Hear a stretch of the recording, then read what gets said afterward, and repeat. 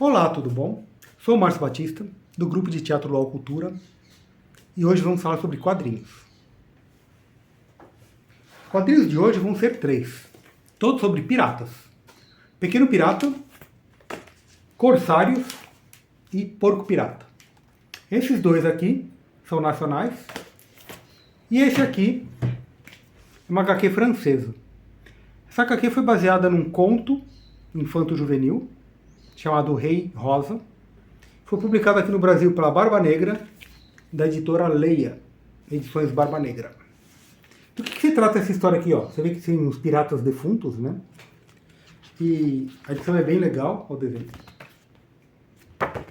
E são cadáveres, piratas cadáveres que andam à noite, saqueando. Mas, quando surge o dia, eles vão todos para baixo da água, ao navio submergindo como um submarino. Olha como o desenho é bem simplesinho, porém, ele é bem detalhado, como se fosse aquela arte naif, sabe? Aqui já o barco dentro d'água com os animais marinhos. Olha que interessante, aqui as janelinhas. Aí a gente vê, em primeiro plano, um peixe, aí depois o navio, né, com as pessoas aqui. E aí depois a gente vê por dentro as pessoas que estavam aqui e agora o peixe que estava fora que está, né? E aí o que acontece nessa história aqui? Os piratas, à noite, eles saqueiam os navios e está numa época um pouquinho mais moderna. Olha só o navio ser saqueado. Em algum momento aparece uma data que é 1921. Então eles lutam com a tripulação.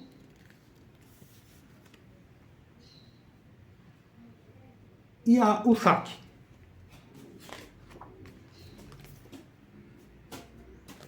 Mas, no próximo navio que eles vão saquear, além de toda a pilhagem costumeira, né, dos tesouros e joias e tal, vem junto uma criança, um bebê. E eles ficam, o que a gente vai fazer com essa criança? A gente vai comer essa criança? Então eles chegam à decisão, não. Vamos fazer a criança crescer até uns 12 anos. Quando ela chegar nessa idade, a gente mata. E ela faz parte da nossa tripulação. Mas aí um problema. Uma criança, para crescer, ela vai ter que comer. Então o próximo saque deles, eles começam a saquear, além das joias e tudo mais, comida também. E começam a alimentar essa criança. E cresce. Aqui. E começa a se divertir no barco, né? E esperando o momento dela ficar numa idade que ela possa ser morta e virar defunto, como os outros companheiros dela, né? Todos os outros piratas. E eis que surge uma nova ideia. Não vão passar essa maldição para a criança. Então eles vão querer abandonar a criança num lugar entre os vivos, para ela ficar entre os vivos e não mais entre os mortos. Só que... Cadê? A criança, ela quer ser um pirata defunto.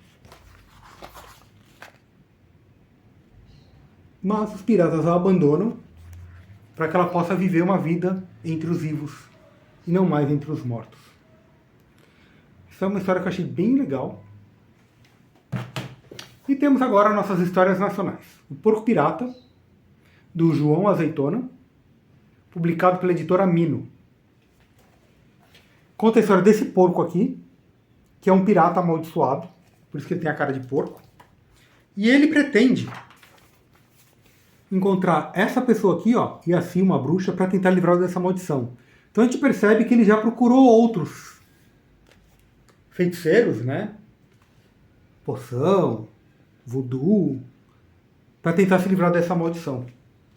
E o que ocorre? Primeiro quadrinho já mostra o navio do porco, um navio aqui, ó, pegando fogo. a tripulação desse navio rendida, porque esta mulher aqui é a filha daquela feiticeira que eles estão procurando. Então eles vão atrás dessa feiticeira,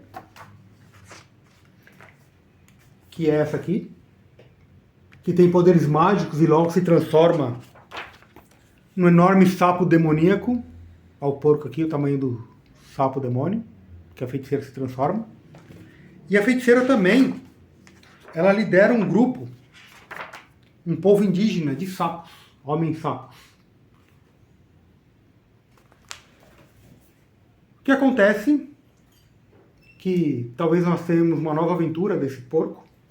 A história aqui termina, é ok. Só que ele não consegue se livrar da sua maldição. Então, em algum momento, o João Azeitona vai fazer um Porco Pirata 2. Esperamos. E Corsários. Foi uma edição independente, feita pelo Samuca Marinho, que é um fotógrafo. Então, esse quadrinho aqui é todo fotografado, não é desenhado. A arte dele é bem incrível.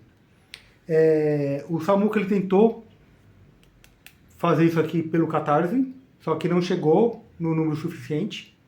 Então, depois de um tempo, ele fez independente.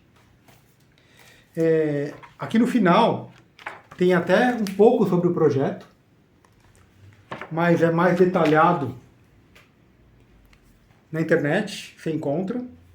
Então mostra como que ele fez os figurinos, que ele mesmo costurou, a maquiagem das pessoas, a locação dos locais, os utensílios, né, as cadeiras, mesa, né? Então ele produziu tudo isso, fotografou, e o projeto gráfico é bem legal, olha só a capa, a parte interna.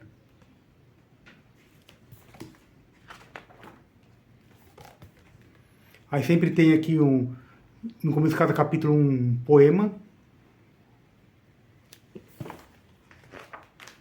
E, ó que bonito. Ele mostra que essas construções, né,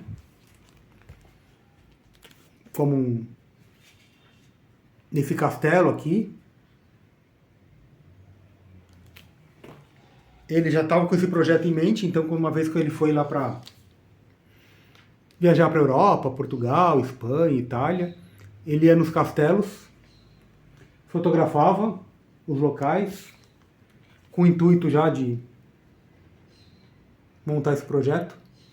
Uma coisa interessante aqui também, esse aqui, Eduardo Tuch, que é o Barba Negra, ele até fala que ele usou uns personagens históricos.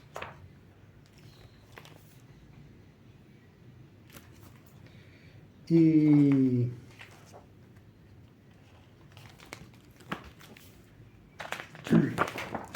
então, embora seja uma obra de ficção, tem personagens históricos aqui. Esta uma contra-almirante da Marinha Britânica. Então mostra que tem os piratas, a Marinha Britânica contra os piratas.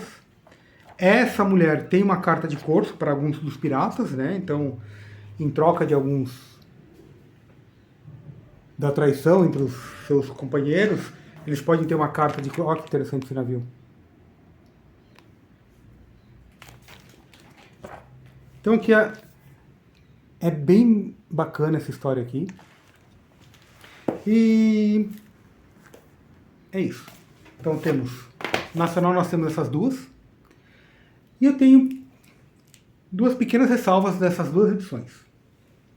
A do Corsários, por exemplo, a gente vê que tem muito texto, que isso não é um problema, mas ela fica um pouco cansativo. Por quê? Com o narrador falando, a gente, ok, é tranquilo. O problema vem quando aparecem as pessoas falando. Tá vendo esse balão aqui? Isso aqui é uma... Embora não tenha uma indicação de fala, é um balão colorido. E a gente percebe que cada balão tem uma cor, então cada personagem tem uma cor quando fala. Aqui o Barba Negra é um balão meio arroseado, aí tem um outro que é esse fulano aqui, o balão dele é meio azul. E quando aparece aquela contra-almirante, o balão dela é amarelado. E todo começo de capítulo tem um texto no balão. Que a gente percebe então que, no decorrer do texto, a gente percebe que é a contra-almirante conversando com a gente, né? E uma cena de batalha aqui que interessante. Então o problema é o seguinte, tem muito texto dos piratas falando. É muito explicativo e tal. E o estilo das palavras tá como se fosse uma norma culta, não coloquial. Então o narrador falando com uma norma culta, eu acho que é ok. Só que os piratas falando palavras difíceis, por exemplo aqui, olha só. Um salário paupérrimo atrelado à garantia de humilhações. Salário paupérrimo, dificilmente eu acho que o Barba Negra, dos piratas mais temíveis do mar, falaria. E aí no final da edição, tem uma coisa bem interessante também, ó. Tem um mapa do tesouro, um código. No final, a história termina com umas dúvidas de muitos personagens. Por exemplo, desse personagem aqui, dessa personagem aqui. Só que tem um epílogo, né? Falando o que aconteceu com cada um dos personagens. Fulano, Barba Negra, tal. Então isso aqui é bem legal. Mas essa pequena ressalva que eu acho que cada personagem deveria ter um pouquinho mais, uma fala mais coloquial, que acho que isso deixaria menos cansativo a leitura. Porém, é bem interessante. A ressalva aqui do Porco Pirata é o seguinte. Quando apresenta aquela personagem, a filha da feiticeira, fala que ela está com um colar com um muiraquitã, um amuleto indígena. Muiraquitã é um artefato que eu já conhecia. E quando eu vi uma mulher usando, eu achei estranho, porque do que eu conhecia, só os homens usavam o muiraquitã. Por quê? O que eu conhecia era o muiraquitã era dado pelas Amazonas, que eram as mulheres guerreiras, num povo que só tem mulheres, quando elas queriam ter um filho, por exemplo, ou apenas o desejo de sexo, elas iam no povo vizinho, ou sequestravam os guerreiros, ou faziam um acordo com eles. Então, o guerreiro que ficou ali com a Amazona, se eles tivessem um filho, se nascesse um menino, as Amazonas matavam a criança. Se nascesse uma menina, o pai era recompensado com um amuleto, um muiraquitã. Então, esse guerreiro que usava o muiraquitã, ele não ia ser atacado pelas Amazonas, caso houvesse uma guerra, porque ele deu uma filha para elas. E também, segundo a mitologia delas, ele seria abençoado. Tá? Então, ou seja, as Amazonas faziam muiraquitã e presenteavam os guerreiros que deram uma menina para eles, né? Para elas. E aí eu fui procurar na literatura para ver se era isso mesmo, se eu estava equivocado. E eu descobri que há alguns povos indígenas que as mulheres também usam muiraquitã, mas numa ocasião muito específica, como por exemplo os tapajós.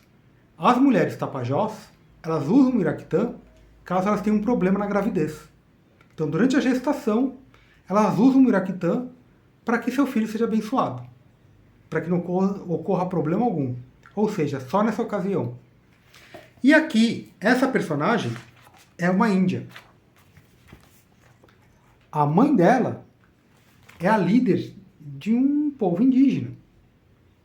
Então, por exemplo, ela saberia que aquele amuleto é para um guerreiro, não para uma guerreira.